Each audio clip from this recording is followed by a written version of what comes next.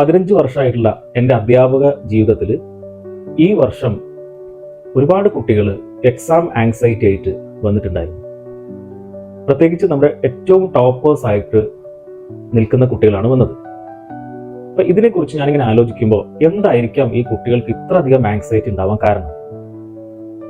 അതിൽ പ്രധാനമായിട്ടും നമ്മുടെ പാരൻസിൻ്റെയും അവരുടെ കൊളീഗ്സിൻ്റെയും ടീച്ചേഴ്സിൻ്റെയും ഒക്കെ ഓവർ എക്സ്പെക്ടേഷൻസ് അതിൽ വരുന്നുണ്ട്.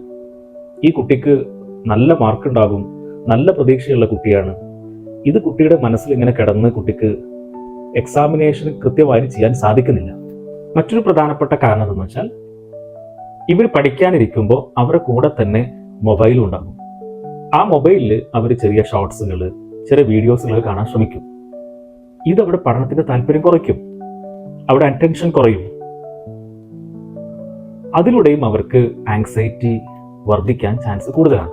ഇതുകൂടാതെ നമ്മൾ പല കേസുകൾ പരിശോധിക്കുമ്പോൾ കുട്ടികൾ പല എക്സാമിനേഷനും സ്കിപ്പ് ചെയ്തതായിട്ട് കാണുന്നുണ്ട്.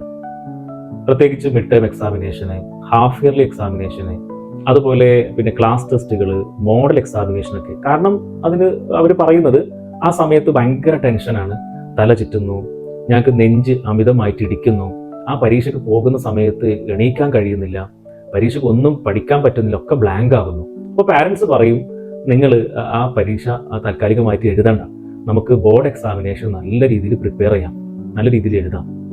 അപ്പോൾ ആ കുട്ടി സ്വാഭാവികമായിട്ടും എന്ത് ചെയ്യുന്നു, എല്ലാം കംഫോർട്ടായിട്ട് കിട്ടിയ ഒരു അന്തരീക്ഷമാണല്ലോ ഇപ്പോൾ ഉള്ളത്. അപ്പോൾ ആ കുട്ടി ആ കാര്യം അപ്പോൾ സ്കിപ്പ് ചെയ്തു, ആ എക്സാമിനേഷൻ അപ്പോൾ സ്കിപ്പ് ചെയ്യാണ് ചെയ്യുക. പക്ഷെ പിന്നീട് കുട്ടി ഈ ബോർഡ് എക്സാമിനേഷനിലേക്ക് നേരിട്ട് പോകുമ്പോൾ വീണ്ടും ഇത് ആവർത്തിക്കുന്നു, കുട്ടി വീണ്ടും ആങ്ഷ്യസ് ആകുന്നു. ഇത് വളരെ പ്രയാസമായിട്ടാണ് കാണുന്നത്. ശരിക്ക് ആ മിഡ് ടേമിലും ഹാഫ് ടേമിലൊക്കെ കുട്ടി ഇങ്ങനെ ഒരു സിംറ്റംസ് കാണിക്കുകയാണെന്നുണ്ടെങ്കിൽ നല്ലൊരു കൺസൾട്ടിങ് നടത്തേണ്ടതാണ്. എന്തുകൊണ്ട് ഇങ്ങനെ സംഭവിക്കുന്നു, ആ കുട്ടി ഐഡന്റിഫൈ ചെയ്യേണ്ടതാണ്. എന്തുകൊണ്ട് നമ്മൾ അതിന് ആ പാരന്റ് ഒരു പെർമിഷൻ നൽകുക എന്നുള്ളതല്ല ചെയ്യേണ്ടത്. ആ പാരന്റ്സ് ഒരു കൺസൾട്ടന്റിനെ കണ്ട്, അല്ലെങ്കിൽ ഒരു സൈക്കോളജിസ്റ്റിനെയോ അതുമായി ബന്ധപ്പെട്ട ആളുകളെ കണ്ടിട്ടാണ് അതിന് ഒരു തീരുമാനം കൈക്കൊള്ളേണ്ടത്.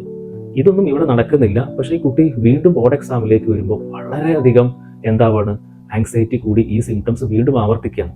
ഇത് ആ കുട്ടിയുടെ ഫ്യൂച്ചറിനെയും കുട്ടിയുടെ കരിയറിനെയും ഒക്കെ ബാധിക്കുന്നുണ്ട്. അപ്പോൾ അതിൽ നിന്ന് ഒരു നല്ല രീതിയിലുള്ള ഒരു മേഖല അല്ലെങ്കിൽ നല്ല രീതിയിലുള്ള പ്രവർത്തനം നമ്മൾ കാഴ്ചവെക്കാൻ കുട്ടിയെ സഹായിക്കേണ്ടത് അത്യാവശ്യമാണ്.